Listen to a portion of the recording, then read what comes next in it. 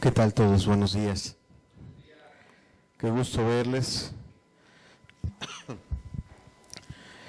Qué bueno que pudiste estar el día de hoy aquí en esta reunión. A todos los que normalmente nos reunimos, aquellos que vienen haciendo un esfuerzo por estar aquí, qué bueno que estás. Gracias a Dios por tu vida. Bienvenido. La semana pasada hablábamos de que el día de hoy comenzamos un ciclo de enseñanzas que tienen que ver con la familia y le hemos llamado Una esperanza para tu familia. Antes de comenzar en sí la enseñanza, quiero decirles que bueno es escuchar la palabra de Dios con fe. Cuando escuchamos la palabra de Dios con fe, esta nos aprovecha mucho. Y yo quisiera, antes de abrir la Biblia y enseñar y trazar algunos pasajes, compartírtelo y ponerlo en tu mente, porque es importante. Tú puedes escuchar la palabra de Dios sin fe y la palabra de Dios no producir en ti absolutamente nada. Sin embargo, cuando tú la escuchas con fe, esta puede producir pues muchos o milagros en tu vida. Y dicen, hay un dicho coloquial que dice que para muestra un botón. No les pedí permiso, pero estoy seguro que con mucho agrado las personas que voy a mencionar el día de hoy estarían inclusive gustosas de estar aquí ratificando lo que te voy a decir. Acaban de renovar sus votos matrimoniales una pareja con 35 años de casados. Apenas el día viernes en la ciudad de Jalapa, un par de hermanos en Cristo renovaron sus votos delante de la congregación a petición de ella, a petición de la hermana, de la señora. Amado, ese matrimonio que Dios nos conceda que puedan venir aquí y darnos, ojalá que en este mismo ciclo, su testimonio de lo que Dios ha hecho en sus vidas, es un ejemplo de cómo nosotros sin Dios podemos destruir nuestro matrimonio, nuestra familia, nuestra relación, y cómo en medio de esas ruinas y de esa destrucción, cuando en medio de todas las calamidades y situaciones adversas que estemos presentando, tantito ponemos atención a lo que Dios nos habla, a lo que Dios nos pide, y viene el Espíritu Santo y lo restaura todo. Amado, yo conocí al varón de este matrimonio, no digo sus nombres hasta que ellos me los autoricen, pero lo conocí hace algunos años y él me daba testimonio y me preguntaba, hermano, ¿ya nos podemos divorciar? Porque la cosa estaba muy difícil, era muy complicada, no había forma de ver cómo pudiera caminar ese matrimonio. Sin embargo, yo le decía, no, hagamos lo que dice la palabra de Dios, tengamos fe, tengamos esperanza, y las cosas van a salir mejor. El año pasado hubo un retiro de matrimonios al cual todos ustedes estuvieron invitados, ¿verdad que les invitamos a todos? Bien, en ese retiro de matrimonios, 2 años y medio después de yo haber estado tratando o aconsejando a este hermano, él me decía, hermano, está hecho. Dios ha restaurado nuestro matrimonio. Y yo decía, pues, qué bueno, ¿no? De repente los que conocimos las ruinas de ese matrimonio, pues estábamos así como que, bueno, ¿sí será cierto o no será cierto? Sí fue cierto. En este año ella se acercó con un pastor, porque precisamente ella era la que no quería saber nada de su matrimonio, pero este año ella se acercó con un pastor y le dijo, hermano, yo quiero casarme ante la iglesia, porque llevaban 30 y tantos años de matrimonio y no habían formalizado su unión delante de una iglesia, de una congregación, solo lo habían hecho de manera civil. Lo hicieron a petición de ella y bueno, solamente te lo comparto para decirte que fue un milagro consumado. Dios sigue haciendo milagros, amados, en nuestras vidas. Entonces es importante que hoy que venimos a escuchar la palabra de Dios y hoy que venimos a hablar de la familia, la escuchemos con fe. La palabra de Dios sigue siendo poderosa, el apóstol decía, no me avergüenzo del evangelio porque es poder de Dios para salvación. Es poder de Dios para transformar nuestras vidas, nuestros corazones, para desatorar aquellas cosas que por medio de nuestras fuerzas no podemos mover, no podemos desatorar. Entonces, qué importante es que escuchemos la palabra de Dios hoy con fe. ¿Traen su Biblia? Si traen su Biblia, acompáñenme por favor al libro de Éxodo, capítulo 25, versículo 40. Mientras lo buscamos, aprovecho... hermanita Irma, ¿les podría pedir un vasito con agua natural y al tiempo? Gracias. Éxodo 25, capítulo 25, versículo 40. ¿Ya lo tenemos? Ok, es una palabra, yo quiero tomarla, no la vamos a darle una aplicación acorde a esta enseñanza.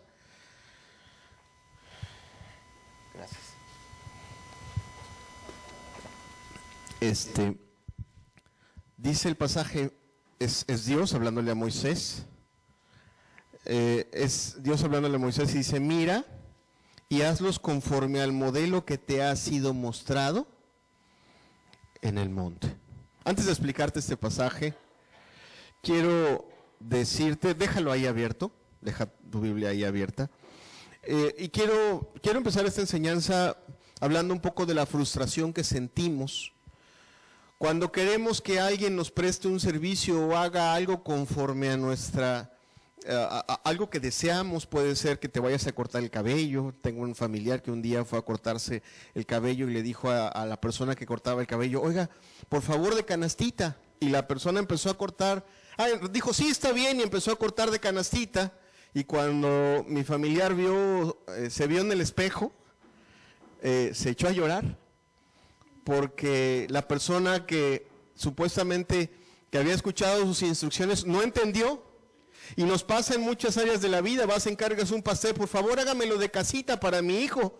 Y tú estabas pensando en uno que viste en un lugar, y pues resulta que te lo hizo de quién sabe cuántos pisos, y pues no era lo que tu hijo quería. Qué importante es poner atención al modelo. Y por eso aquí si bajas tu mirada y ves lo que Dios le decía a Moisés cuando le estaba hablando de las cosas espirituales, obviamente este pasaje no está propiamente hablando de la familia, sino está hablando de la iglesia, está hablando del culto a Dios. Sin embargo, Dios, para que Moisés no se equivoque, le dice, mira y hazlos conforme al modelo que te ha sido mostrado en el monte. Y amado, a veces nosotros nos sentimos frustrados en nuestra casa porque empezamos las cosas cuando nos casamos o cuando pensamos en formar una familia. Nos sentimos frustrados porque las cosas no nos salen bien.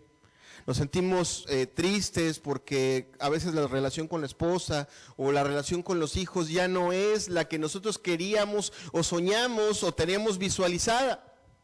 Pero porque precisamente suceden esas cosas porque cuando empezamos nuestra relación no miramos el modelo que Dios había establecido para la familia. Amado, hoy Dios quiere bendecirnos a través de la palabra que nos va a compartir hoy y las siguientes enseñanzas de este ciclo. Cada una tiene un ingrediente especial para tocar nuestros corazones, nuestras mentes, nuestra alma y ayudar a que nuestra familia sea lo que Dios quiere que sea. Pero nosotros deberíamos de empezar no solo esta enseñanza, sino este ciclo, haciendo lo que Dios le dijo a Moisés. Pon atención al modelo, observa el modelo, observa aquella persona que no se sabía el corte, ¿qué debió de haber hecho la persona? Le hubiéramos llevado una foto, ¿verdad? Así lo quiero, ¿no? Aquella persona que iba a hacer el pastel, le hubiéramos mostrado una foto y le hubiéramos dicho, así lo quiero, ¿ok? Hoy Dios viene a nuestras vidas, a nosotros que quizá tenemos mucho tiempo escuchando la palabra de Dios, algunos tendremos menos tiempo, tendremos diferentes experiencias, pero yo creo que todos estamos necesitados de que Dios ayude a nuestras familias. ¿Cuántos dicen amén?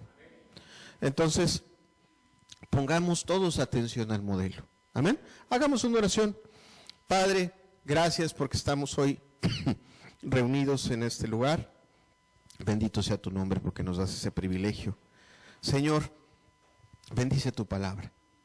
Háblanos a la mente, háblanos al corazón y sobre todas las cosas, concédenos creerla, Señor, para ponerla por obra, para que tú nos bendigas, Señor, porque tú bendices no a los que escuchan, sino a los que hacen conforme a tu palabra.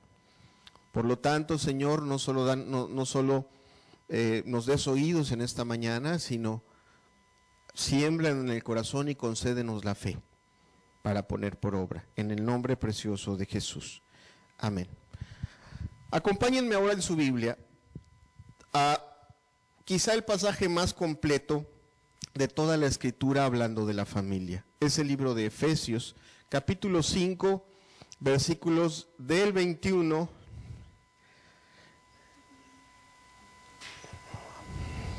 en adelante, y nos vamos, ahorita que lo tengas te vas a dar cuenta que nos vamos a saltar de capítulo hasta los primeros versículos del capítulo número 6. Toda la Escritura habla, tiene menciones acerca de la familia, del matrimonio, de los hijos, el libro de Proverbios, el libro de Hebreos, el Señor Jesucristo en los Evangelios habla de la familia. El Antiguo Testamento tiene pasajes claros respecto de los hijos, también respecto del matrimonio, pero pareciera que no hay un pasaje tan completo en toda la Escritura que en una sola carta y en un solo momento se dirija a toda la familia y nos muestre cómo quiere Dios las cosas en un hogar. Ya lo tenemos, Efesios 5, versículo número 21. Aprovechamos para saludar a los hermanos que nos escuchan por internet. Al parecer había alguna dificultad para que nos vieran en esta ocasión. Esperemos que nos escuchen bien y que tengan sus Biblias a la mano. ¿Ya lo tenemos todos? Bien, tengámoslo ahí y dejémoslo abierto porque va a ser el pasaje con el que vamos a estar aprendiendo en esta mañana. Dice la Escritura: someteos unos a otros en el temor de Dios. 5:21 en adelante. Dice: someteos unos a otros en el temor de Dios. Las casadas estén sujetas a sus propios maridos como al Señor, porque el marido es cabeza de la mujer, así como Cristo es cabeza de la iglesia, la cual es su cuerpo y Él es su Salvador. Así que, como la iglesia está sujeta a Cristo, así también las casadas lo estén a sus maridos en todo. Maridos, amad a vuestras mujeres, así como Cristo amó a la iglesia y se entregó a sí mismo por ella, para santificarla, habiéndola purificado en el lavamiento del agua por la palabra, a fin de presentársela a sí mismo una iglesia gloriosa, que no tuviese mancha, ni arruga, ni cosa semejante, sino que fuese santa y sin mancha. Así también los maridos deben amar a sus mujeres como a sus mismos cuerpos. El que ama a su mujer, a sí mismo se ama. Porque nadie aborreció jamás a su propia carne, sino que la sustenta y la cuida, como también Cristo a la iglesia. Porque somos miembros de su cuerpo, de su sangre y de sus huesos. Por esto dejará el hombre a su padre y a su madre, y se unirá a su mujer, y los dos serán una sola carne. Grande es este misterio, mas yo digo esto respecto de Cristo y de la iglesia. Por lo demás, cada uno de vosotros ame también a su mujer como a sí mismo, y la mujer respete a su marido. Me salto el capítulo que sigue, el versículo, Efesios 6, versículo 1. Hijos, obedeced en el Señor a vuestros padres, porque esto es justo. Honra a tu padre y a tu madre, que es el primer mandamiento con promesa, para que te vaya bien y seas de larga vida sobre la tierra.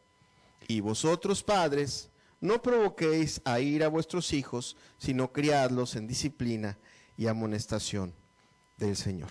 Amado, ningún pasaje tan completo, ahí déjalo abierto, es el que vamos a estar ocupando para aprender muchas cosas en este día, pero ningún pasaje tan completo para ver en una sola fotografía cómo Dios diseñó la familia y cómo Dios ordenó la familia. Ahora, mientras lo leíamos, algunos que conocemos la Escritura, de repente podrían estar pasando pensamientos en nuestra mente y de repente estar nosotros recordando algunas cosas que nos han causado dificultad. Estoy seguro que los que conocen la palabra de Dios alguna vez han leído este pasaje y entienden cuál es la voluntad de Dios, pero al mismo tiempo también entienden su propia dificultad o su propia realidad al voltear a ver su familia y ver que las cosas en su familia no son exactamente como el modelo divino. Amado, Dios es todopoderoso y todo sabio. ¿Cuántos dicen amén? De repente el pensamiento de algunos al leer esas palabras, dices, wow, pues qué padre, pero al mismo tiempo podría estar pensando, pues qué difícil.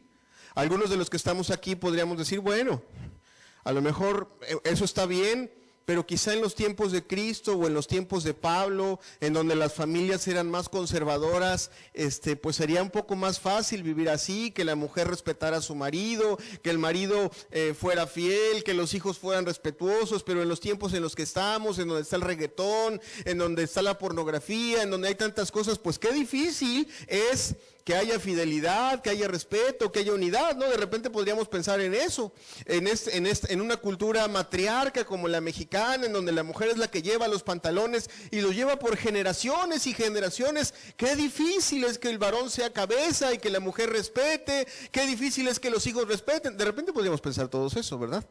Amado, solamente para que se nos quiten esas ideas de la cabeza, y para que nosotros entendamos que la palabra de Dios es viva y eficaz para transformar vidas, entendamos en qué contexto se dieron estas palabras. ¿Qué quiere decir? Tú sabes que la epístola a los Efesios no se le escribió a la iglesia cristiana de Veracruz, sino se le escribió a una iglesia que vivía en una ciudad llamada Éfeso, ¿verdad? Hace más o menos 2000 años, poco más, poco menos. Se les escribió esa carta y ellos vivían en un contexto cultural que podría ser muy diferente o muy parecido a lo que nosotros vivimos, según lo que vamos a ver a continuación. Déjame decirte rápidamente cómo vivía la gente o cómo vivían las familias en los tiempos en que esta carta se escribió. Por ejemplo, empecemos por los judíos. En los tiempos de los judíos tenían una opinión sumamente baja de las mujeres. Cuando un varón judío hacía sus oraciones, se ponía a dar gracias y le decía al Señor, Señor, gracias porque no me hiciste gentil, o sea, una persona no judía, esclavo o mujer. O sea, a la mujer se le tenía no se le consideraba una persona, sino más bien se le consideraba como un objeto, se le consideraba como una posesión. Había muchos problemas matrimoniales. Sin embargo, en un inicio, fíjate, había dos posiciones encontradas. Por un lado, había judíos que tenían un alto concepto de lo que era la familia y otros que tenían conceptos muy, muy rebajados. Había problemas en el matrimonio, pero los judíos más conservadores decían una cosa: no importa que tu mujer sea Jezabel, así como esa mujer que está descrita en el Antiguo Testamento, esa bruja hechicera, perversa, no importa que sea más mala que ella, tú no te puedes divorciar, salvo que ella te haya sido infiel. Así que el resto se lo aguantas. Pero la otra corriente de los judíos, tomando mal el pasaje de Deuteronomio 24:1, que es el que habla precisamente del divorcio. O sea, hay una concesión en la Biblia acerca del divorcio que tiene que ver precisamente con la impureza sexual. Pero esa corriente pensaba y decía, bueno, porque hay una palabrita en ese pasaje de hallar en tu mujer una cosa indecente. Entonces, si tú hallabas en tu mujer una cosa indecente, pues le podías dar, nada más necesitabas 2 testigos, les decía, vengan para acá, y le dabas su carta de divorcio y le decía, usted se puede volver a casar cuando usted quiera, yo quedo libre de casarme con quien yo quiera. Entonces, esa corriente más liberal tomó para la palabra indecente toda una serie de significados. Y si se te hacía indecente que tu mujer no le pusiera sal a tu comida, pues automáticamente ibas con tu cartita y le dabas su carta, se la dabas con 2 testigos y ya. ¿Por qué? Porque tú habías hallado una situación indecente. Lo cierto es que cuando el Señor Jesucristo estaba en la tierra, y cuando tú puedes ver, yo sé que algunos de ustedes conocen y conocen bien la Escritura, te das cuenta que le preguntaban al Señor y le decíamos, Señor, es que no conviene casarse si la cuestión es así. ¿Por qué? Porque en los tiempos del Señor Jesucristo no creas que la familia a pesar de estar en medio de los judíos y a pesar de ser los judíos en algunos segmentos conservadores y respetuosos de los conceptos de familia, la verdad es que la familia se estaba colapsando, esto es, las personas se estaban separando. Por ejemplo, las mujeres, había una disparidad, una mujer no podía darle de carta de divorcio a su marido.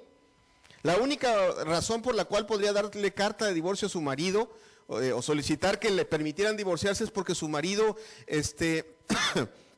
tuviera, déjame decirte exactamente, se dedicara a algún negocio repugnante como el ser curtidor y utilizar excremento de perro en su trabajo. Imagínate estar casada con una persona así, pues sería muy difícil, y era de las pocas cosas por las cuales una mujer se podía divorciar. Sin embargo, para el hombre por cualquier cosa era fácil. La cosa es que en los tiempos del Señor Jesucristo, no, la familia no era tan conservadora como tú lo pienses, ni los hijos eran tan respetuosos. La palabra de Dios vino a ser medicina. Ahora bien, tú sabes que la Biblia, si tú lees la Biblia, te vas a dar cuenta que está escrita como para 3 culturas. Las 3 culturas que estaban vigentes en los tiempos del Señor Jesucristo. Una era la judía, otra era la romana y otra era la cultura griega. Los efesios eran griegos, los romanos eran los que tenían conquistados a los judíos, y pensemos un momentito en qué pasaba con los romanos. Bueno, los romanos también tenían así sus momentos. Por ejemplo, cuando empezó Roma como república, empezó con grandes valores, y dicen sus escritos que durante 500 años no hubo un divorcio. Sin embargo, cuando empezaron los divorcios, unos 200 años antes de Cristo, se vino un boom y se volvieron completamente inmorales. Y Séneca dice, por ejemplo, que las mujeres se casaban para divorciarse y se divorciaran para casarse. Y en Roma, las mujeres, se dice que fechaban sus años por los nombres de sus maridos. Hay casos y registros de mujeres que se habían casado 8, 9, hasta 23 veces. Se casaban las mujeres, era una cuestión completamente ligera, ¿verdad? Tú te podrás imaginar qué clase de concepto de familia había en ese entonces. Bueno, Pablo le predicó el evangelio a los romanos.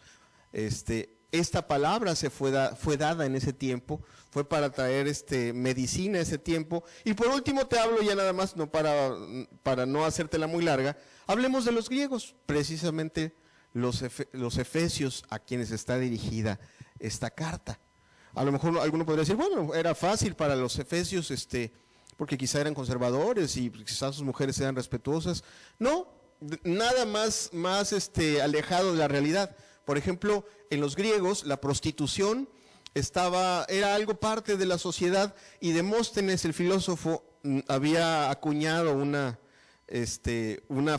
frase, o más bien cita él una frase, de cómo era la vida familiar y sexual dentro de la cultura griega. Los griegos varones decían así: tenemos a las prostitutas para el placer, a las concubinas para cohabitar diariamente, y a las esposas para tener hijos legítimos y una guardiana para los asuntos del hogar. Así vivían los griegos, de tal forma que una esposa no aspiraba a estar cerca de su marido. Eran tan inmorales que a la esposa se le construían habitaciones especiales, y normalmente estaba sola y no se le permitía ir a estar en los eventos sociales ni estar socializando con las personas, sino siempre estaba normalmente en lugares específicos. El marido la visitaba, y así como Demóstenes decía, le confiaba quizá las partes más importantes, pero no era ella el objeto de su amor. No iba a estar con ella para platicar o para compartir, ¿no? Para eso tenía a las concubinas, o para eso tenía a las prostitutas.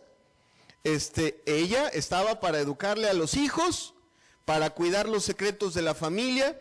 Un día un colega del emperador Marco Aurelio, su esposa le estaba echando en cara que por qué ella no podía socializar con nadie, y él socializaba con otras mujeres.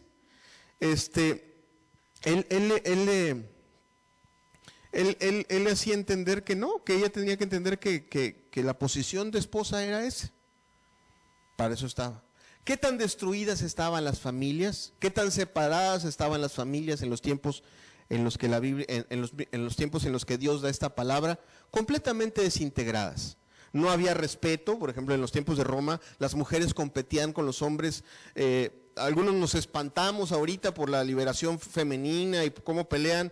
En los tiempos de Roma, las mujeres hasta físicamente se entrenaban para competir físicamente contra los hombres. Era una cuestión de muchos problemas. Ok. Entonces, ¿por qué te digo todo esto? ¿Por qué tanta historia? Sencillo. Porque en esos tiempos la palabra de Dios trajo esperanza, pureza, restauración y transformación a las vidas. Amados, estamos en tiempos en donde cada vez tenemos menos matrimonios, cada vez hay más divorcios, cada vez las familias están más desunidas.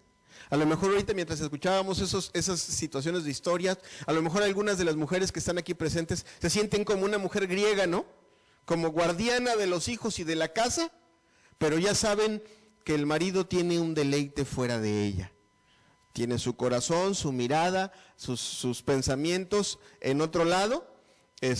Su diversión es en otro lado, pero ella es un objeto de honra en medio de una sociedad pervertida. Estamos en tiempos de desunión familiar, de infidelidad, de pornografía, de uniones gay, de matriarcados, como ya te había dicho, o aún de matrimonios, lo digo entre comillas, cristianos, que han sido destruidos por su pereza y por su misticismo. Y cuando digo pereza, me refiero a que hay muchos que dicen, pues ya estoy yendo a la iglesia, todo me tiene que ir bien.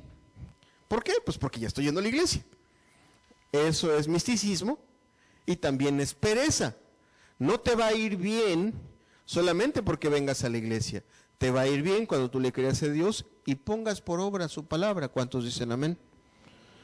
Sin embargo, cometemos el grave error. Pues estamos yendo a la iglesia, estamos orando, estamos alabando a Dios, nos tiene que ir bien, nuestros hijos se tienen que convertir, mi esposa me tiene que respetar, mi marido me tiene que amar. ¿Por qué? Porque yo ya no soy aquel fumador, aquel alcohólico que era antes, ya no soy aquella mujer que fumaba todo. No, ya no soy esa, ya voy a la iglesia, me tiene que ir bien. Qué bueno que ya no fumas, gloria a Dios, qué bueno que ya no tomas, qué bueno. Gloria a Dios por eso, pero en la familia las cosas no caminan por arte de magia. En la familia las cosas caminan cuando escuchamos la palabra de Dios y la ponemos por obra. ¿Sí entendemos esa parte? Muchos de los matrimonios a lo largo de la historia del cristianismo han fracasado, han naufragado, precisamente por el misticismo o por la pereza de poner por obra los mandamientos y las palabras que Dios nos pone delante. Ok, una vez entendido esto, yo quiero decirte algo. La palabra que Dios dio en ese momento fue a una sociedad en medio de mucha oscuridad. Amado, tus hijos van a tener la opción de casarse con alguien del sexo opuesto o ya tener la opción de casarse con alguien de su mismo sexo. Tus hijos van a estar cada vez más expuestos a las situaciones de las drogas y de otras cuestiones que cada día son más perversas. Y nosotros podríamos decir, bueno, estamos en tiempos de oscuridad. Amado, la palabra de Dios a muchas familias a lo largo de la historia las ha transformado.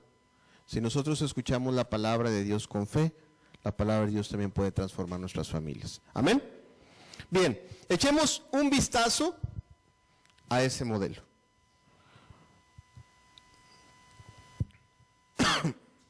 En todo ese pasaje que leímos hace un momentito, hay un secreto implícito no mencionado. Y el primer secreto implícito no mencionado es reconocer a un miembro de la familia que no se menciona como miembro de la familia. Ese miembro de la familia se llama Dios. En ese pasaje, Dios aparece en la familia, pero no pareciera, aparece y no aparece. Y la Escritura nos lo pinta, nos lo muestra así. Queremos que nuestra familia camine, nuestra familia vaya bien. Bueno, tenemos que dejar de ver a Dios como aquel medio que recurrimos cuando las cosas nos van mal. Tenemos que dejar de ver a Dios como aquel a quien acudimos cuando tenemos problemas. Y tenemos que empezar a ver a Dios como un miembro importante de la familia, como el miembro más importante de la familia y como la principal autoridad de la familia. Es lo primero que nos pone el pasaje. Nos lo pone como un padre por encima del padre de familia, nos lo pone como un esposo encima del esposo de la familia, con una autoridad superior a todas. Vamos a ver el pasaje, Efesios 5, versículo 21. El texto comienza así: someteos unos a otros en el temor de Dios. Una sencilla verdad. El pasaje nos dice que el primer secreto del modelo y de que las cosas funcionen bien en el hogar no está en estar lleno de amor y de compasión, lo cual es necesario y está mencionado en el texto. Pero el texto hace más énfasis al orden y así, vamos a decirlo en términos llanos, a sujetarse o a subordinarse o entender la posición que cada uno de nosotros tenemos. La palabra someterse es la palabra hupostazo, que quiere decir subordinarse. Y lo vamos a entender de esta manera. Imagínate que tú no tienes trabajo, pero hoy te dicen, ¿sabes qué? Ya tienes trabajo, mañana vas, llegas a tu trabajo, te presentas y te dicen, mira, él va a ser tu jefe, él te va a dar dirección, a él te sujetas y le obedeces, él te va a decir lo que tienes que hacer. ¿Qué haces tú? De manera sencilla, no te pones a pensar mucho, no, yo aquí vengo a aportar lo que yo traigo en mi corazón, y aquí vas a hacer, vengo a hacer las cosas de esta forma. No, tú dices, él es mi jefe, él me va a decir qué tengo que hacer y yo me sujeto a lo que él me diga. ¿Sí o no? Así de sencillo, ¿verdad? Y lo mismo sucede también cuando estás hablando en un deporte de equipo, hablemos del fútbol o del béisbol, tan sencillo como, contrataron a fulanito de tal, el mejor jugador, ya viste cuántos home runs ha metido, cuántos goles metió la temporada pasada. Llega el muchacho al primer día en su club, y ¿qué hace? ¿Qué es lo primero que hacen? No le dicen, bueno, amigo, haz lo que quieras, mete los goles que quieras, y tú nada más haz lo que tú sabes hacer. Lo primero que hacen es, aquí está su entrenador. Usted le va a hacer caso a su entrenador y se somete a él, ¿verdad? ¿Sí o no? ¿Cuántos estamos en esa parte? Bien, es exactamente lo que está diciendo el pasaje. El pasaje está viendo a la familia como un equipo, como un trabajo. Y lo primero que está diciendo Dios es, amado, identifiquemos la cabeza y subordinémonos a ella. Identifiquemos quién manda en la familia, escuchemos su dirección y sometámonos a nuestra autoridad. Lo primero que el pasaje dice, todos sometidos a Dios. Aquí no es de como yo quiera o como me nazca, sino identifiquemos a Dios como el director de la familia y sometámonos todos, incluyendo el varón, a él. ¿Sí entendemos esa parte? Bien, qué importante es entender eso. Muchos hombres enseguida toman el versículo que sigue a continuación y dicen, bueno, pues aquí ya ves, si quiero sales y si no quiero no sales, y aquí las cosas se hacen como yo digo, porque aquí la Biblia dice que yo mando. Y estás completamente equivocado, o está completamente equivocado el que piensa así. La Escritura dice, primero usted se sujeta a Dios y hace las cosas como Dios le pide hacer. Amado, tan sencillo como ver los resultados. Los hombres que toman decisiones sin consultar a Dios, así como los barcos se van a estrellar en un arrecife o en un iceberg, así hunden sus familias por tomar decisiones arbitrarias, por reclamar la autoridad que Dios les da, pero no reconocer la autoridad que Dios les da.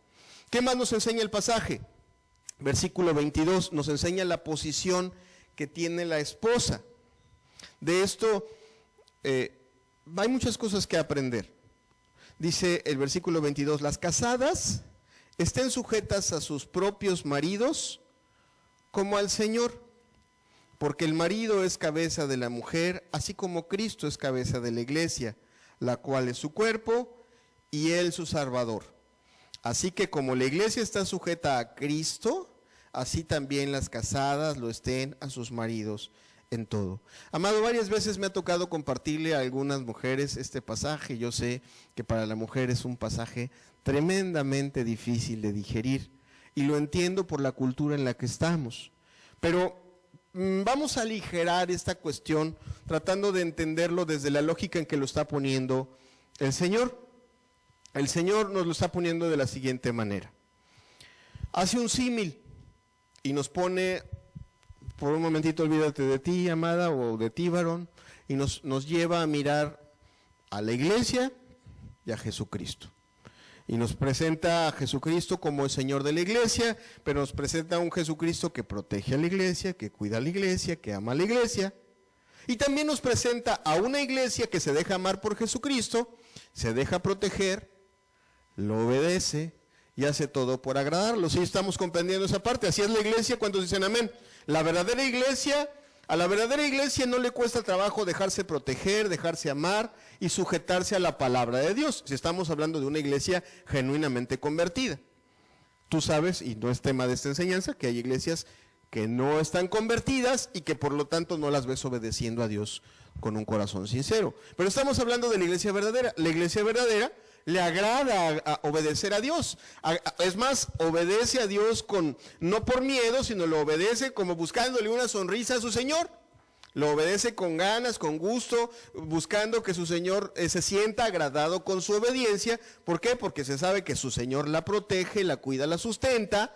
Y no le cuesta trabajo a la iglesia entender que cuando su Señor dice un no o un sí, o hay que hacer esto, o hay que dejar de hacer esto, a la iglesia no le cuesta trabajo eso, porque entiende que esa dirección o esa autoridad que ejerce Jesucristo sobre ella procede del amor. ¿Sí entendemos esa parte? Bien, ahora el pasaje nos pone un orden, nos hace mirar a Cristo. Por cierto, la Escritura nos enseña que el mismo Jesucristo también se sujeta. ¿A quién se sujeta Jesucristo? A su Padre. Jesucristo se sujeta a su Padre. El orden que Dios pone es Jesucristo se sujeta a su Padre. El varón debe de sujetarse a Jesucristo. La mujer debe de sujetarse al varón. El pasaje, sin dar demasiadas razones, no se pone así como que con contemplaciones, mira, por favor, sujétate. No, el pasaje es muy claro y dice a una mujer, aquí hay que entenderlo con una cuestión. Tú quieres agradar a Dios, tú tienes que hacer lo que dice el pasaje.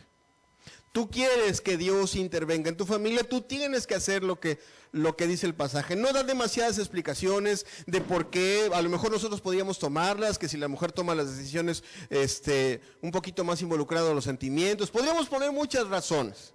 Pero el pasaje dice lo que la mujer debe y por analogía podríamos sacar lo que no debe. ¿Y qué debe?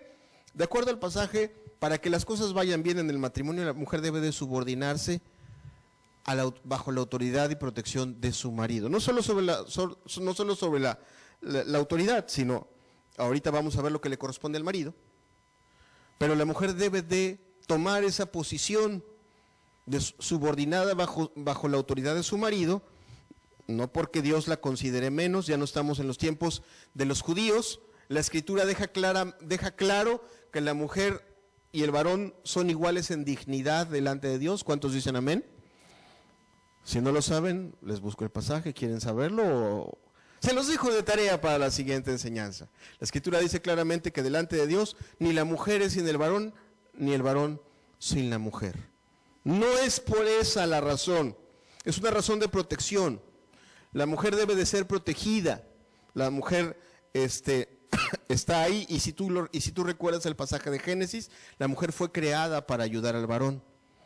Fue creada para ser una ayuda idónea. Entonces, el pasaje sí nos deja claro lo que la mujer debe de hacer en esa posición. Debe de subordinarse, debe de amarlo, debe de ayudarlo, debe de respetarlo. Otros pasajes de la Escritura nos dejan ver que la mujer debe de dirigir su deseo hacia su marido, esto es, ver que los deseos de su marido estén plenamente satisfechos con su compañía. ¿Qué no deben hacer las mujeres de acuerdo con este pasaje? La mujer no debe por ningún motivo intentar gobernar a su marido, intentar controlar a su marido. otro pasaje de la Escritura que se está refiriendo a la iglesia, pero aquí hay un misterio muy grande. Solo hay dos instituciones creadas por Dios a las cuales todos debemos de tener mucho respeto. Una es el matrimonio y la otra es la iglesia. A las dos, Cristo les pone las mismas reglas, y para la iglesia queda claro que no le permite, Dios no permite en la iglesia que la mujer gobierne al varón. Lo mismo sucede en la familia. La mujer no debe por ningún motivo intentar gobernar al varón, manipularlo o asumir una posición de autoridad sobre su marido. Amado, ¿qué pensamos de ese grandioso jugador que vino a jugar aquí a esta ciudad, a los Tiburones Rojos? Y de repente le puso en rebeldía a todo el equipo, al entrenador, para correrlo. ¿Qué pensamos de él? Pues que no merece estar en un equipo, ¿verdad? ¿Por qué? Porque se rebela ¿por qué? Porque está jugando, su jugada la está haciendo en contra de todos los que tienen confianza en ese equipo. Y Dios puso el orden, no lo puso el marido. A lo mejor no le guste a la mujer, pero Dios puso el orden. Y la mujer, yo sé que estoy hablando en una cultura en donde a lo mejor nuestra bisabuela, nuestra tatarabuela, fue una mujer controladora y matriarca, y así aprendió nuestra bisabuela, nuestra abuela, nuestra madre. Y crecimos en familias en donde la mujer manda, controla, manipula, mueve los hilos, es la que tiene los hilos. A lo mejor aparentemente ahí están parados los dos y ella lo deja pasar primero, pero la que controla y la que tiene los hilos de todo es ella. Amado, solo veamos los resultados de esta sociedad. Jóvenes metidos en el alcoholismo, en la delincuencia organizada, jóvenes, pueblos enteros que se vuelven homosexuales, ¿verdad?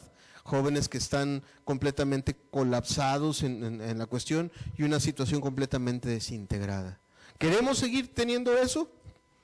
Dejémoslo así. Que siga la mujer, que siga la apariencia de que el varón es el que tiene la cabeza, y siga la mujer llevando los hilos por atrás. Seguiremos cosechando los mismos resultados. Queremos las cosas de manera diferente, queremos que haya armonía, amor. Queremos que los hijos crezcan de otra manera, como Dios quiere.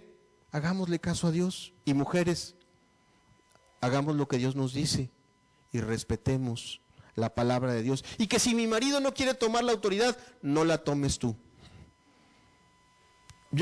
Hay mujeres que no tienen, lo digo así, te reto, mujer, a que tengas los pantalones. Cuando tu marido no quiera tomar una decisión, te reto a que tengas los pantalones de no tomarla tú. No la tomes tú. Así. ¿No se quiere mover? Pues yo tampoco me muevo.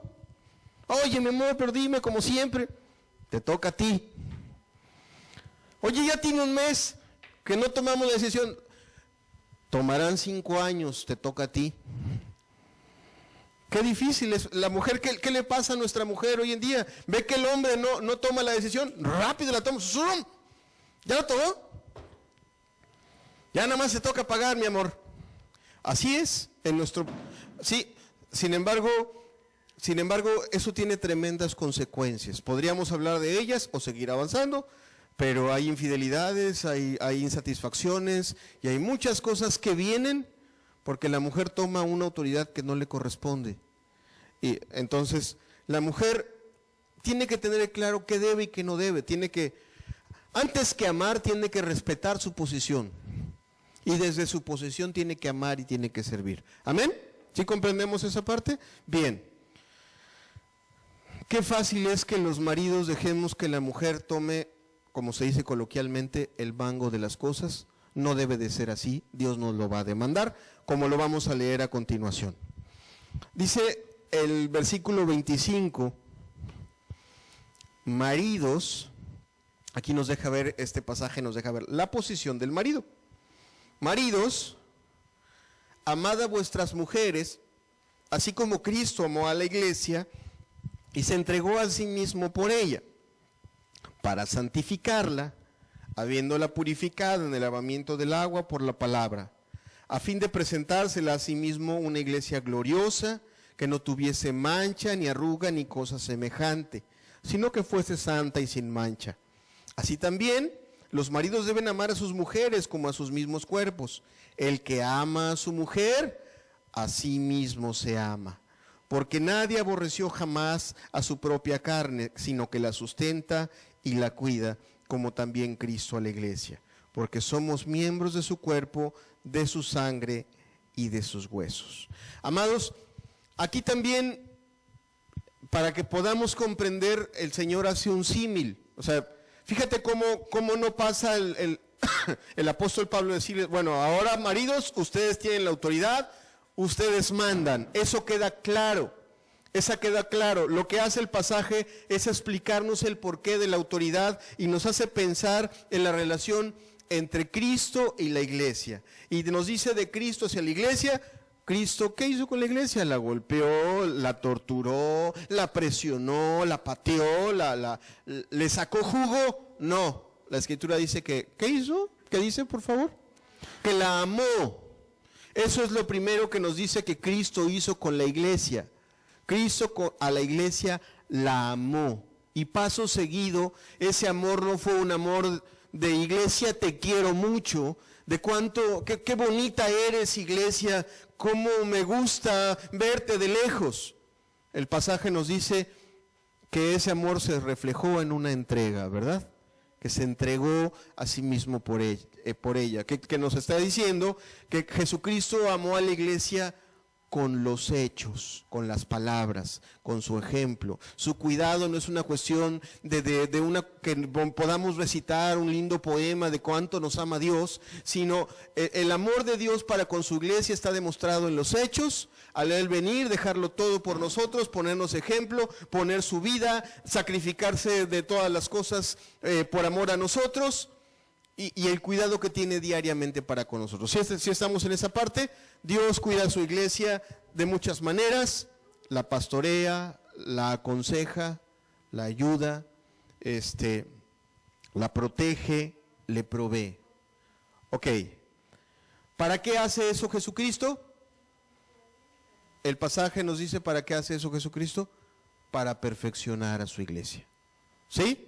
Para que su iglesia deje de su estado de imperfección, su estado pecaminoso, su estado sucio, su estado de desamor, ¿verdad? Que a todos Dios nos toma de esa manera, en un estado de pecaminoso, de desamor, de mundanalidad, y nos limpia. O sea, Jesucristo hace todo eso para perfeccionarse a la iglesia para sí mismo. ¿Ok? Ahora sí vamos a lo que Dios le demanda el pasaje a los maridos. Está claro que les dice que los que son la primera autoridad son ellos. Y ellos le van a responder a Dios si le ejercieron o no le ejercieron. Deben de hacerlo. Y si no lo hacen, las cosas van a salir mal. Eso está claro. No es una cuestión, ay, es que, hermano pastor, es que mi mujer no quiere que yo sea cabeza. No, los maridos tienen que aprender a ganar la autoridad a través del servicio, a través del amor y en una postura firme de que ellos tienen la autoridad. Cuando tú te encuentras a una persona... cuando tú te encuentras a un policía y te dice, deténgase, a ver si es cierto que eres policía, sí, si es necesario, te saca su placa y te demuestra que es policía y que tiene la autoridad para detenerte. Los maridos, de acuerdo con la Escritura, deben de ganar su autoridad con el servicio. Si estamos en esa parte, ¿cuántos dicen amén? La Escritura dice que es así, pero hay momentos en los cuales el marido tiene que enseñar su placa. Tiene que enseñarle su placa a su mujer y su mujer tiene que reconocer que el que trae la placa es él y que se tiene que subordinar al que tiene la placa. Así de sencillo. Entonces el marido tiene que aprender y tiene que actuar como autoridad. Un día yo le ponía un ejemplo, en ese retiro de matrimonios yo le ponía un ejemplo a los matrimonios que asistieron. Imagínate que tú y yo fuéramos una cuadrilla de soldados. Llega el coronel y les dice, aquí les presento su nuevo sargento. Y el sargento, con una voz ahí toda tímida, nos empezó a decir, a la derecha, a la izquierda, marchen. ¿Le íbamos a hacer caso? ¿Verdad que no? Porque para ser autoridad, digo, aunque sea muy servicial, él necesita portarse como autoridad. ¿Sí entiendes esa parte o no? Pues, a la derecha, a la izquierda, paso redoblado. A los soldados les hablan así, ¿sí o no? ¿Verdad? ¿Tú los ves así como que titubeando? ¡No! El marido no tiene por qué ser áspero con la mujer, pero sí tiene que comportarse como autoridad. Ahora, no solo como, aquí no nos vamos al extremo del macho mexicano, él debe de ganarse la autoridad como dice el pasaje. Tiene que amar a su mujer como a su propio cuerpo. Tiene que protegerla, tiene que proveerle, tiene que entregarse por ella. No le va a decir cuánto te amo porque veo tu foto y no es por la foto. Te amo porque te lo demuestro todos los días. Porque traigo para que tú y mis hijos coman y no solo eso, traigo tiempo para atender a tus necesidades de todos los aspectos. Estoy aquí para solucionarte y servirte y dirigirte y protegerte. Ese es lo que Dios diseñó para el varón. Amada, el varón tiene muchísimo más responsabilidad delante de Dios que tú.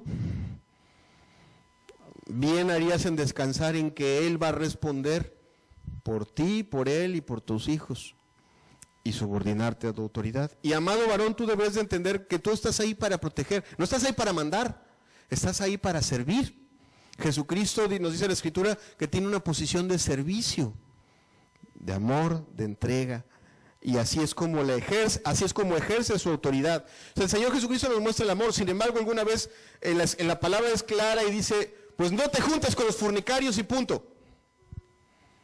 Y no lo dice con mucho amor. Fíjate que hay pasajes que a los cristianos les cuesta mucho trabajo digerir, como ese que te acabo de citar, 1 Corintios 5. O sea, cuando estamos hablando de sentimientos y de darnos, de hacer misericordia, no hay problema. Pero las personas tienen problemas con su humanismo y con sus sentimientos, y entonces ahí Jesucristo es claro y tiene que decir, no te juntes con los fornicarios. Y no da muchas razones, solamente dice, no. ¿Verdad? ¿Por qué? Porque Dios sabe cómo ejercer correctamente su autoridad sobre su iglesia. Hay veces que la iglesia, en lugar de escuchar palabras tiernas, solamente necesita un buen no. Los varones tienen que aprender a decir, sin aspereza, un no con firmeza para sus mujeres. ¿Sí entendemos esa parte hasta aquí? En el modelo divino, el varón está como cabeza y está para servir, pero está para funcionar como una autoridad y tiene que aprender a ejercerla. Y no se trata de ver quién habla más fuerte, quién golpea la mesa más fuerte, no. Yo te digo, la autoridad se gana con el servicio, sin embargo el varón tiene que entender que la placa la trae él y tiene que aprender a proteger y a servir a su mujer. Bien, ¿qué más nos dice el pasaje? Algunas cosas más que hay que tomar en cuenta. Versículo 31. El pasaje nos dice, después de hablar de lo que le toca a uno y le toca al otro, dice, por esto dejará el hombre a su padre y a su madre, y se unirá a su mujer, y los dos serán una sola carne. Grande es este misterio, mas yo digo esto respecto de Cristo y de la iglesia. Por lo demás, cada uno de vosotros ame también a su mujer como a sí mismo, y la mujer respete a su marido. Amado, la relación matrimonial no es una relación de un ejército. El pasaje nos dice y nos habla de la unión. La unión en la familia, sobre todo la unión en el hombre y en la mujer, no es una unión solo física, sino espiritual. Habla de una unión de sentimientos, de ideas. La idea de esa unión es la misma que Dios le pide a la iglesia. A la iglesia le pide que sea de un mismo sentir y de un mismo parecer. La unión de un hombre y una mujer en el matrimonio va más allá que un mismo sentir y un mismo parecer. Hay una unión de sentimientos, obviamente hay una unión corporal, pero la Escritura no está dando posibilidades. A ver, bueno, y habrá alguna posibilidad de que esta mujer que no me salió tan cristiana como yo quisiera, pues alguna chance de que aparte de la infidelidad haya otra chance de que ahí dejemos porque no nos entendemos. No, el pasaje es claro, Dios lo unió para que sea un solo elemento que comparta situaciones. El propósito de Dios es que aprendamos a amar ahí, que aprendamos a tener paciencia. Si regreso tantito al ejemplo de Jesucristo, Jesucristo tomó a una iglesia perfecta o imperfecta. Imperfecta, ¿verdad? Y la ama y se entrega y la aconseja y la reprende y la vuelve a amar y la vuelve a aconsejar y la vuelve a reprender y la vuelve a corregir y la vuelve a amar y a corregir. ¿Para qué? Para conseguir que su iglesia pase de ese estado de imperfección a la perfección, ¿verdad? Y ese mismo debería de ser el pensamiento del marido. El marido no debería estar pensando, bueno, esta mujer ya no me salió como yo quería, pues la que sigue, no, debería estar pensando, ¿cómo me tengo que entregar para llevar a mi esposa de su imperfección a la perfección que Dios está esperando? Y lo mismo las mujeres, amadas. La Escritura dice, por ejemplo, de las mujeres, hablando de esa unidad de propósito, no es un contrato de, bueno, yo me doy y tú me mantienes, no es algo así. Es una cuestión de vamos a trabajar juntos para amarnos y para ir con Dios a la eternidad. Esa es la sociedad. Vamos a ayudarnos mutuamente y vamos a perfeccionarnos mutuamente para que Dios pueda vernos agradables, para que pueda estar en medio de nosotros y para que nos pueda llevar a la eternidad y pueda bendecir a nuestros hijos. Y la Escritura lo dice también al revés para la mujer. Dice, ¿tienes un marido inconverso? Bueno, transfórmalo a través de tu conducta. Respétalo, gánalo a través de una conducta casta y respetuosa. Sé que varios han leído ese pasaje, no podríamos quizá avanzar, es una enseñanza que se nos puede ir un poquito larga si vemos ese pasaje. Sin embargo, así lo dice de la mujer. Entonces ambos en esa unidad deben de estar pensando en ayudar al otro, no en desecharlo al primer error. ¿Sí comprendemos? ¿Hasta aquí? Bien. ¿Qué más nos dice el pasaje en ese modelo divino? Están ahí para ayudarse, para tener los mismos objetivos, están unidos para servirse, amarse y protegerse, respetando cada uno la autoridad que el otro tiene. Vamos a la última parte, a la parte de los hijos, la cual estaría incompleta, y luego los problemas en la familia no es tanto por el matrimonio, los problemas vienen por los hijos, porque no sabemos cómo conducirlos. ¿Qué tenemos hoy en día? Hijos educados cada quien como quiere o como puede o como aprende de este mundo. Hay muchas corrientes en estos tiempos. La mayoría te enseñan a ya no le digas nada a los hijos, ya no los corrijas, déjalos, tienen una vida, ya entenderán, ya aprenderán. La Escritura tiene un método completamente opuesto. Vamos a verlo. Capítulo 6, versículo 1. Dice, hijos, obedeced en el Señor a vuestros padres, porque esto es justo. Honra a tu padre y a tu madre, que es el primer mandamiento con promesa, para que te vaya bien y seas de larga vida sobre la tierra. ¿Qué le pide a los hijos? Que obedezcan a sus padres y que los respeten. Esa palabra honrar quiere decir tener en muy alta estima. Amado, bueno, vamos a llevar a los hijos a que la maestra de escuela dominical se los enseñe y ya automáticamente los hijos van a respetar ese mandamiento. No es el método de Dios ni es el modelo de Dios. ¿Quién tiene que enseñarle a los hijos a honrar y respetar a sus padres? Sus propios padres. Sus propios padres tienen que poner en la mente de los hijos que así como Dios para nosotros merece todo respeto, así los padres merecen todo respeto. Si no están al mismo nivel de Dios, sí merecen un respeto. Los hijos tienen que tener claro, formado en sus pensamientos de acuerdo con lo que el mandamiento dice, que los padres son las personas que después de Dios merecen más respeto en toda esta tierra. Así de sencillo. Tienen que respetarlos. Hay que respetarlos y hay que honrarlos. Y cuando hagan esas dos cosas, les irá bien. Los hijos tienen que aprender a obedecer a sus padres. La promesa es, cuando ellos honren y cuando ellos respeten, les va a ir bien. ¿Por qué le va mal a los jóvenes hoy en día? ¿Cuál es el problema de los jóvenes? Los padres no han sabido poner en sus mentes, o los abuelos no han sabido poner en sus mentes, que aquí es más la responsabilidad de los padres, sin embargo ahora los cuidan los abuelos, que que algo que es básico de aprender es la honra a los padres, la obediencia a los padres. Haz esto y con eso te irá bien. Así es como promete la Escritura. Ahora bien, los hijos tienen que subordinarse también a esa autoridad. Y nosotros, los que queremos que Dios haga milagros y maravillas en nuestras familias, tenemos que trabajar con Dios para que eso suceda. Tenemos que enseñar la honra y la obediencia.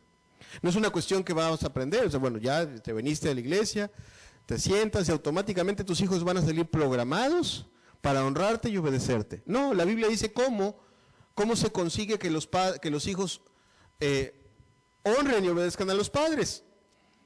La Biblia tiene todo un método diferente, por cierto. Nos dice cuál.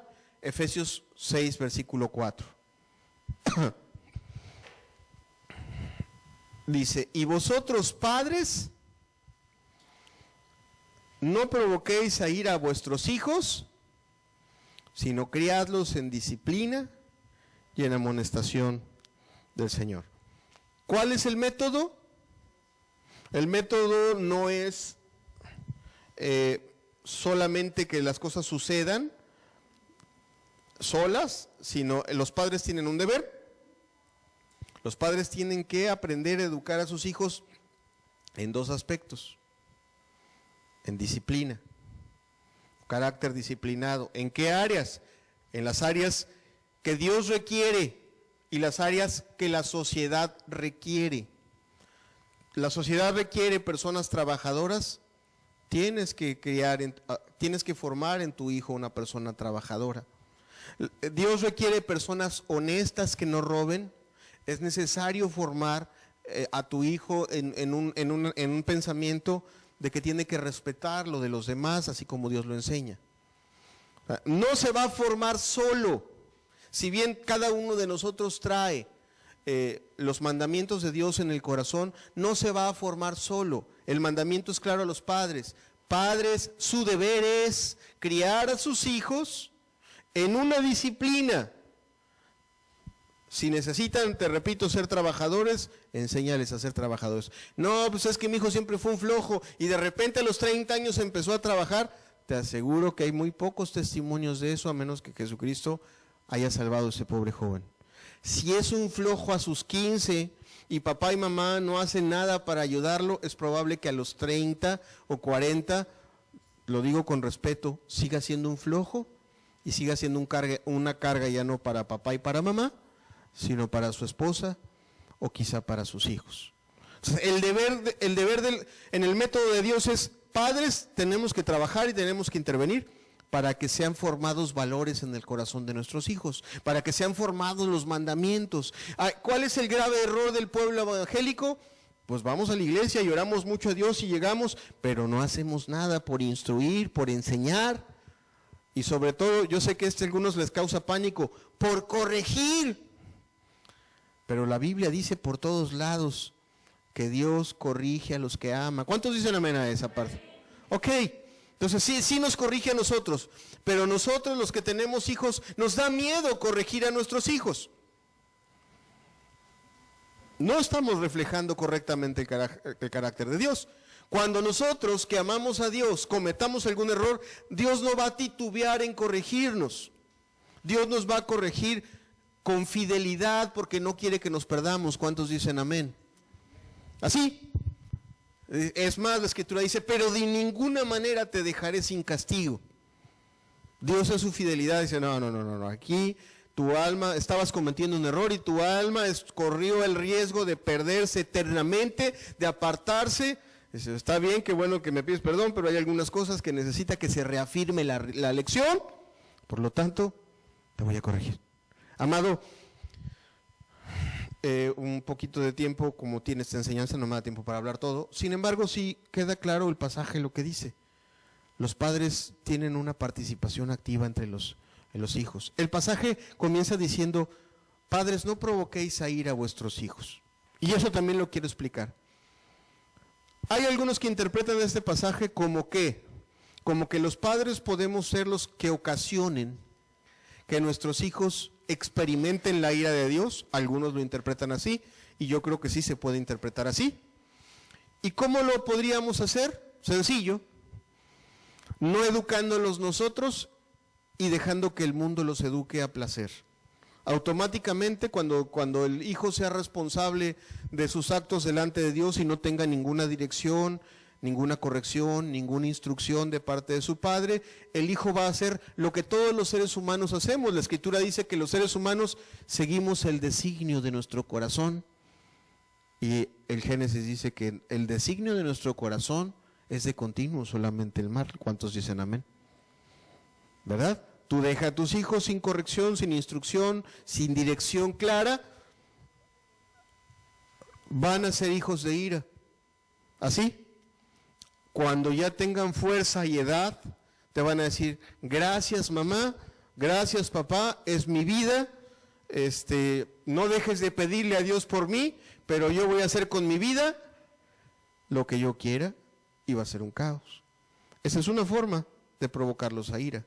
La otra es el polo opuesto, que los padres, en lugar de hacer esta labor con amor, con paciencia, con misericordia, como lo hace el Señor Jesucristo con nosotros, lo hagan con fuerza, con una fuerza excesiva. Es, no, de que te voy a corregir, y agarramos la vara y te damos hasta que se me canse la mano, o te grito, o te corrijo con formas las cuales no son de Dios.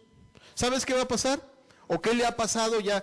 Gracias a Dios existen las estadísticas. ¿Qué le ha pasado al pueblo evangélico? A algunos evangélicos se les ha pasado la mano, lo han hecho sin amor y sin compasión. ¿Sabes qué pasa con los hijos? Se amargan contra sus padres. Se amargan contra sus padres, dejan de amar a sus padres. En cuanto tienen fuerzas para decidir, dejan de asistir a las iglesias y también se convierten en hijos de ira. Y para eso hay en el mundo del espectáculo grandes cantantes, así que han sido famosos, entre ellos Elvis Presley, ¿lo conoces? Yo sé que lo conoces, y otros muchos actuales que crecieron en una iglesia, pero sus padres les provocaron a ira, porque en un exceso de fuerza, lejos de llevar sus corazones a Cristo, al amor, solamente los amargaron y ellos se apartaron de Dios, y el resultado pues es funesto. Es muy triste lo que pasa con ellos. No, amado, Dios no se equivoca y Dios no falla. Si nosotros los padres hacemos las cosas con fe, pero con amor y con compasión, instruimos cuando tenemos que instruir, corregimos cuando tenemos que corregir, Dios no falla en su palabra, y Dios cumple sus promesas. La Escritura tiene una promesa y dice, instruye al niño en su camino, y cuando fuere viejo no se apartará de él. Pero no dice que lo trates como un burro, ni tampoco dice que lo sueltes en su corral para que haga lo que quiera. Dice que lo instruyas, y la instrucción requiere trabajo. Bien, quiero regresar un poco al modelo. El modelo es así: Cristo está encima. Cristo es el principal interesado en sacar adelante a la familia. Mira, así como Jesucristo no salvó a la iglesia para después entregarla a la perdición, Dios no creó a la familia para que se pierda, se desintegre y sea una cuestión en donde todos vivan infelices y miserables. Si nosotros vivimos tristes o nos pasan cosas tristes en la familia, es porque no sabemos vivir como Dios quiere que vivamos. Pero hagámosle caso a Dios, que es el primer interesado en rescatar a nuestras familias. Empecemos por algo sencillo. Es que no amo a mi marido, hermano. La verdad es que si ahorita me dices si yo quiero estar unida con él, la verdad es que no. Y sí te creo. Y te creo que a lo mejor se lo ha ganado a pulso, el que no quieras estar unida a él, o viceversa. Que tu marido dices, pues que la verdad ya no me nace en lo más mínimo, pues decirle algo bonito a mi mujer, porque ya de florecita no tiene nada. Sí te creo también. Sin embargo, lo que quiere Dios es rescatar nuestros matrimonios de de ese descontento, de esa situación de vida infeliz. Y empecemos por algo, empecemos por lo que nos dice el pasaje: ubícate en la posición que Dios te dice que te ubiques, ubícate en el lugar en el que te tienes que ubicar. Cuando alguien, vuelvo a mi ejemplo de hace rato, cuando alguien llega por primera vez a una empresa, es su primer día de trabajo y a lo mejor no tiene ni para comer, para la comida de mañana. No tiene nada que presumir de sus recursos financieros, pero tiene que dar un primer paso, llegar a la empresa y ordenarse bajo su autoridad y empezar a hacer lo que su autoridad le diga. ¿Sí me entiendes? Con el paso del tiempo y del trabajo tendrá recursos económicos para comprar lo que tenga que comprar o solucionar lo que tenga que solucionar. Amado, tomemos eso mismo para nuestras vidas. Empecemos por algo. Pongamos, a lo mejor ahorita no te sientes con mucho amor o con mucha paciencia para con tu esposo, para con tus hijos, para con tu esposa. No, la verdad es que no. A lo mejor miras a tus padres y dices, wow, pues yo quisiera que fueran cristianos mis padres para yo amarlos y honrarlos así. Empieza por algo. Ordénate, ponte en el orden en el que Dios te estableció. Respeta eso. Respeta la intención de Dios de poner en orden y de rescatar tu matrimonio. Quítate el pensamiento, lo digo a lo mejor a ti primero, mujer, te lo digo con respeto, quítate el pensamiento que se convierta, yo con gusto lo hago en cuanto él tome decisiones. No es así, obedécele a Dios, deja tú de tomar las decisiones, ponte en el lugar que te corresponde, respeta tu autoridad. Si tienen que pasar 5 años sin que nadie tome ninguna decisión, amén, algo hará Dios para que ese hombre reaccione y resucite. Pero deja de hacer las cosas a tu manera. Lo mismo marido, ya deja, corta con la cadena de maldición de toda tu vida en la cual la mujer siempre manda. Corta con eso, pórtate valiente, sé valiente, asume tu responsabilidad. Qué cómodo es para los maridos ahorita que la mujer puede trabajar, qué cómodo es que ponga la mitad. Amado, así no diseñó Dios las cosas. La Biblia sí dice que la mujer le puede ayudar al varón, claro que dice, la mujer virtuosa de Proverbios dice que así es, sin embargo la carga la tienes que llevar tú porque tú estás diseñado para eso, no ella. Ella está diseñada para otra cosa y tienes que crecer y madurar y dejar, tomar tú la responsabilidad que a ti te corresponde. Amados, tenemos que aprender, a lo mejor dar todo un curso de cómo educar a los hijos es complicado, aunque tenemos uno disponible por si alguien lo quiere tener, lo tenemos en material audiovisual, tanto en la página como en discos, de cómo tratar a nuestros hijos. Dejemos de tratarlos como el mundo nos enseñó. ¿Cuál era el remedio de la abuelita? Tomaba su chancla, ¿no? Y nos la aventaba desde lejos. ¿Tú crees? Dime una cosa, observa, lo digo con respeto, observa tu familia, observa la sociedad. ¿Funcionaba ese método? No sirve. Era nada más una demostración de fuerza torpe, que no generaba más que miedo, pero no formaba carácter. Formemos carácter en nuestros hijos, intervengamos en su formación, hagámoslo con paciencia, con misericordia. Aprendamos del modelo de Dios, pero hagámoslo con fe. Amado, termino esta enseñanza con esto. A lo mejor te puedes decir, wow, pues está muy lejos. No creo que esté tan lejos. No está tan lejos para aquel que cree. Entre todo este largo pasaje hay una frase que está en el versículo 3 del capítulo 6. El propósito de todo es para que te vaya bien. ¿Eso dice ahí o no dice ahí? Para que te vaya bien. Para que te vaya bien. Dios quiere que nos vaya bien, amados.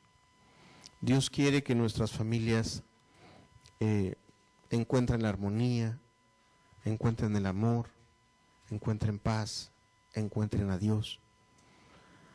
Pero tenemos que renunciar a algo. Tenemos que renunciar a nuestra muy particular forma de ver y hacer las cosas. Y tenemos que aprender a hacer las cosas y a verlas como Dios quiere que las hagamos y que las veamos. Tenemos que aprender a hacerlo así. Podemos no hacer nada y dejar que las cosas sigan sucediendo como suceden en esta sociedad y mirar cómo pasan los años y ver cómo nuestro matrimonio se pierde cada vez más y nuestros hijos cada vez más se apartan de Dios. O podemos tener fe y creerle a Dios y decir, bueno, voy a hacer una parte. ¿Sabes qué pasaba cuando Dios venía a una persona sencilla y le decía, ¿sabes qué? Tú vas a salvar a Israel. Tú vas a ir a hacer vas a ir a hacer mi obra. Por ejemplo, si tú has leído el pasaje de Gedeón, Dios se le aparece a Gedeón y le dice, ¿sabes qué? Tú vas a ir con esta tu fuerza. ¿Qué pensó Gedeón? Pues yo no tengo fuerza. Yo no tengo nada, mira lo insignificante que soy yo para hacer algo por este Israel. Y a lo mejor tú podrías pensar exactamente eso. ¿Quién soy yo para cambiar los años de tradición que tiene mi familia? ¿Quién soy yo para cambiar todo este ciclo destructivo en el que se ha metido mi matrimonio? ¿Quién soy yo para frenar esta ola de degeneración en la que están metidos mis hijos? No pude meter las manos antes, cuánto menos ahora. Quizá podríamos pensar eso. La Escritura nos enseña que para el que cree todo es posible. ¿Cuántos dicen amén? Y Dios no pide cosas difíciles. Dios no te está pidiendo que seas un maestro en filosofía y letras o un maestro en Biblia. Lo único que está pidiendo en este pasaje es ponte en tu posición. Ubícate donde te corresponde. Aprende a amar a tu familia en el lugar que yo ideé para ti. ¿Tenías el control y no te toca? Suelta el control. ¿Te toca tener el control y no lo has agarrado? Tómalo. A lo mejor no sabes qué hacer con él, pues vas a tener que pedir ayuda y doblar rodillas y aprender a ejercerlo con amor y con misericordia. ¿No tienes idea de cómo educar a un niño desde el punto de vista cristiano? Bueno, cuando menos ármate del pensamiento de que tienes que hacerlo. Dobla tus rodillas, pide ayuda, abre la Biblia, escucha alguna enseñanza que te ponga una idea en la mente fresca, clara. Dios quiere ayudar. Si regreso al ejemplo de Gedeón, Gedeón le decía, Señor, dame una señal. Amado, yo te voy a decir una cosa, Jesucristo te dio una señal, la clavó en una cruz. Sus intenciones para con tu familia están claras en una cruz. Quiere ayudar y restaurar y rescatar y llevar a bien a nuestras familias y a nuestros matrimonios. Ten fe, confiemos en Él, en qué Él quiere hacer. Pongamos manos a la obra, pongámonos en nuestra posición. No se trata de que expliques cómo es el orden divino de la familia, sino de que digas, está bien, mi esposo manda, yo respeto lo que él diga. En los hechos, que tú digas en tu corazón, esta mujer está aquí, no para servirme, está aquí para que yo la proteja y yo la ame. Está aquí para que yo saque con amor, con servicio, lo mejor de ella y no lo peor. Para eso muchos maridos tienen lo peor de sus esposas porque eso es lo que han sembrado. Cambiemos eso, transformemos las cosas, sirvamos y actuemos con amor para sacar lo mejor de nuestras esposas, como Cristo sabe sacar lo mejor de su iglesia. ¿Cuántos dicen amén? Hagámoslo así. Nuestros padres parecen irrescatables. Pongamos de nuestra parte. ¿Cuántas veces los hemos honrado? ¿Cuántas veces los hemos servido? ¿Cuántas veces les hemos dedicado? Y ellos se han sentido en esa posición de honra que la Escritura dice que deben de tener. Podemos a lo mejor juzgarlos por duros, por insensibles, podemos juzgarlos por muchas cosas. Pero ¿cuántas veces los hemos puesto a ellos en el lugar que la Biblia dice que tenemos que darles? ¿Cuánto tiempo los hemos mantenido en esa posición de honra y de servicio como para que ellos digan, hay un Dios que te cambió, al que yo quiero conocer? Amados, simplemente pongámonos en la posición que Dios nos puso. Y desde esa posición aprendamos a amar. Ahí, desde esa posición. Ubícate en tu posición y desde esa posición aprende a amar y aprende a servir. Pide a Dios ayuda y Él hará. Amén. Cerremos los ojos. Padre, gracias, Señor. Gracias porque tu palabra nos guía a toda verdad. Tu palabra es medicina para nuestros huesos. Señor, queremos que esta palabra realmente traiga a nuestras familias esa bendición y esa restauración que tú en primer lugar anhelas, Señor. Háblanos con esta verdad con la que nos has hablado y con las enseñanzas que vienen, y trae a nuestra familia una nueva esperanza, Señor. Trae a nuestra vida, a nuestros corazones, esa esperanza de que tú puedes restaurar y de que tú nos vas a ayudar. Ven a establecer las cosas como tú las estableciste en el principio, Señor. En el nombre precioso de Jesús. Amén. Amén.